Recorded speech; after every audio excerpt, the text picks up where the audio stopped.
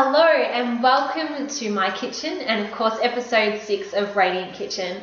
I hope you have found the other 5 episodes that I've done so far in this series helpful, and it's given you some insight into some different myths and different foods and of course different superfoods for you to try. So today I'll be talking about a food myth sort of thing. I say sort of thing because it's not really a myth, it's just just something I want to talk to you about. And of course, superfood of the week, which is maca powder. You may or may not have heard of that, so I will go into a bit of detail about that for you and of course the benefits of it. And I will finally be going into looking at cheese. So thanks to Naomi for that suggestion, but I'm keeping that quite simple. But you'll learn more about that later on in the episode. So let's get straight into this food myth, I suppose. I don't know what else to call it, but it's just something I think is very important that I do want to talk to you about. And it's so much nutrition information out there that your head could almost explode. There is so much contradictory information. You should do this, no, you shouldn't do that, the benefits of this, no, it's bad for you. And we all just get so confused on what is actually the best thing to do. And my personal belief, and I think it makes sense if you think about it, is to eat good, nutritious food. It's all about nourishing your body and looking after your body because you really are what you eat. So sticking away from packaged foods as much as possible and going back to the basics. You don't need to cut anything out. It's just taking it back to the basics. No processed food. If you're going to have muesli bars, make your own. And as you know, in this program, I'm all about making my own snacks. And I don't eat muesli bars, but it's about getting into that habit and making the time to make those snacks. But next week, speaking of muesli bars, thanks to Elise and her recommendation, I will be looking at different types of muesli bars out there. I think it's a great one because I know my husband has muesli bars and they're so full of sugar, and it will be really interesting to look into that and figure out what's a good option and what's not so good. It may surprise you. So I am a success story of an online program, and I am going to name it because I trust you ladies. It is Michelle Bridges' 12-week body transformation. I've done that program about 4 or 5 times. I lost 10 kilos over about 12 months. So yes, it did take me 12 months, but it has made me who I am today and gave me that push to do what I do, become a personal trainer. I lost 10 kilos, like I said, on that program, and I wanted to help other women be able to do that too, because the change in myself, my confidence, my energy levels was amazing. So the only thing that now that I look back and now that I'm learning about myself and this whole industry is a couple of things that I don't believe anymore that I got taught in that program. And one of them is calorie counting. Now I had, for instance, on your meal plan guide, your treat meal on a Saturday night should be about 600 calories. I've now removed that from that wording from the meal plan guide because I no longer believe in calorie counting. I was one of those people that would go into the supermarket and straight to the nutritional panel, seeing how many calories are in something or kilojoules. And that is just, now that I think back on it, it did help me lose 10 kilos, but there is so much goodness in foods that are high in calories that I don't believe that calorie counting is the way to go. Meaning that all the snacks that I give you, a client of mine actually asked me in boot camp a few months ago, how many calories are in the snacks that you make? Or, pretty much that, how many calories are in them? And I explained to her that the snacks that I make are high in calories, but they are good for you. They have so much benefits for you, for your body, and it nourishes your body that just ignore the amount of calories in it. You obviously don't go and eat like 5 bliss balls in a sitting or 2 loaves of the blueberry and banana bread, but you don't need to think about the calorie content in those snacks that I give you because you know that they're nutritious. They're usually high in calories because they've got nuts in them, they've got dates in them, they've got all sorts of other things. And I made a cheesecake last night and there was I think about 5 cups of nuts in them. So that is so much good fat for you, but you need to make sure that you stick to the serving size. But it's got so much benefits in it. So I just want to advise you just to step back. If you're a calorie counter, don't do it. There is no need to get so obsessed by how many calories are in things, because I've been there. It makes you go mad, really. You know, oh, I've eaten this many calories, so I have to go and exercise for this much. And you know, it's great to have. I know a few people that have the heart rate monitors tell you how many calories you burn, and that's a good information to know. And if you're a stats person, it's very, very helpful for your exercise regime. But if you are getting so caught up in how many calories you're burning in a session and how many calories you're eating, we don't need to eat like that. Before light, sugar-free, all this stuff came into, and I've mentioned this before, we didn't have an obesity problem. It's since these things came into effect that we have a problem with obesity. And Michelle Bridges' program is all about low fat, no fat, you know, no sugar, this, that, and the other sort of stuff. But I'm kind of going against what she says now, and I'm telling you to go against that too. I learned at the paleo event that I went to a few weeks ago that the way that the paleo people eat is it's high fat, and it's a high fat diet. But if we tend to eat more fat, we get fuller for longer.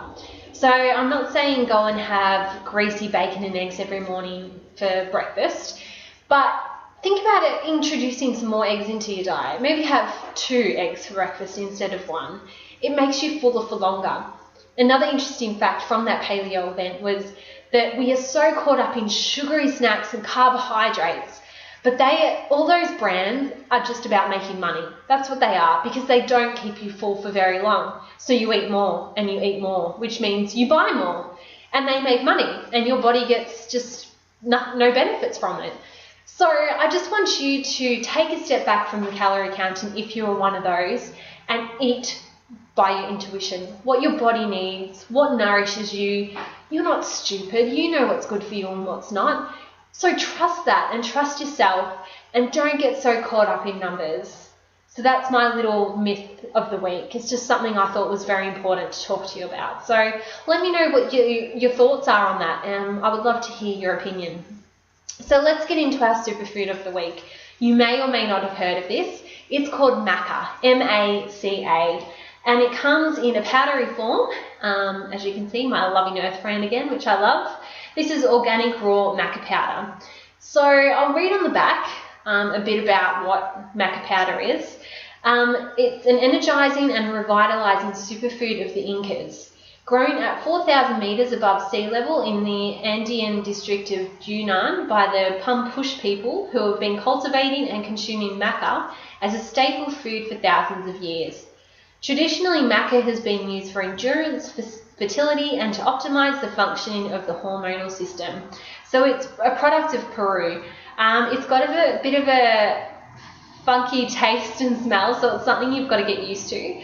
But with maca, you only need about half a teaspoon to a teaspoon per day of maca. So I'm going to just go through with you some of the benefits. So I am going to be looking at my screen, so I apologize if I'm looking up and down. But I think some of the benefits are really, really important, and things that I want to go through with you. So maca is rich in vitamins B, C, and E, and it provides plenty of calcium, zinc, iron, magnesium, phosphorus, and amino acids. It's also great for sexual function in men and women, as it serves to boost your libido and increases endurance. At the same time, especially for women, it balances your hormones and increases fertility. It's great for women's health and mood. So as you can see, ladies, maca is great for women. Maca relieves menstrual issues and menopause, and it alleviates cramps, body pain, hot flushes, anxiety, mood swings, and depression. And if you are pregnant or lactating, you should just avoid taking maca. So that's a good thing to know. As a woman, if you are breastfeeding or pregnant, stay away from maca for that period of time. Energy. Within days of using maca, your energy level may increase. It is also known for increasing stamina. Many athletes take maca for peak performance. And if you find yourself tired most of the time, experiment with maca to see if it improves your energy levels. It's also great for general health. So it supplies iron and helps restore red blood cells, which aids anemia and cardiovascular diseases. And maca keeps your bones and teeth healthy and allows you to heal from wounds more quickly.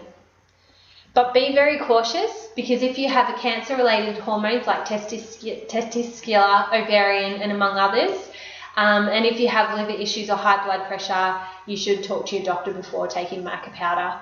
So even though it's got great benefits, you do have to be careful if you've got different medical issues with whether you should be taking it or not. But if you're a healthy person, I highly recommend adding it to your diet. It also helps with a lot of skin issues. So people that do have skin issues, they say it helps clear up acne and blemishes, and it also decreases sensitivity. So yeah, it's awesome for your skin. It also helps to overcome anxiety, stress, depression, or mood swings, and maca may help alleviate these symptoms, though the evidence is anecdotal. So some say it works, some say it doesn't. So as you can see, maca is very interesting. It's got a lot of very interesting, I suppose, things it does for your body. So you can add it to smoothies, which I do. I add it to my smoothies. You could add it to your cereal, your porridge, which I've also done. You can add it to warm food, but not hot food, because it takes away the nutritional benefits.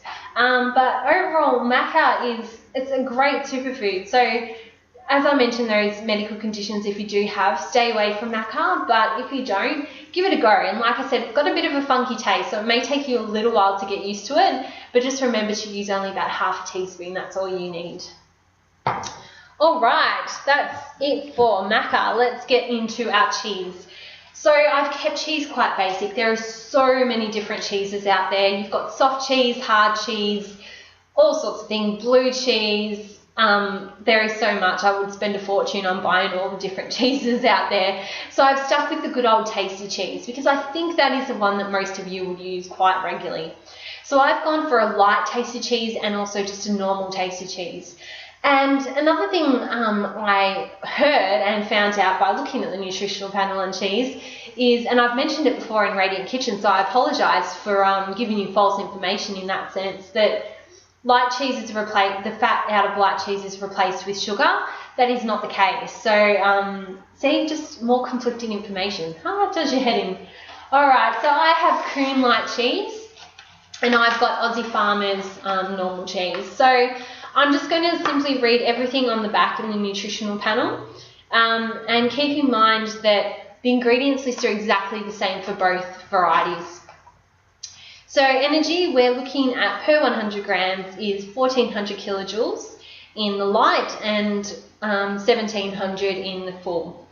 Protein is 30 grams per 100 grams in the light and 24.3 grams in the full.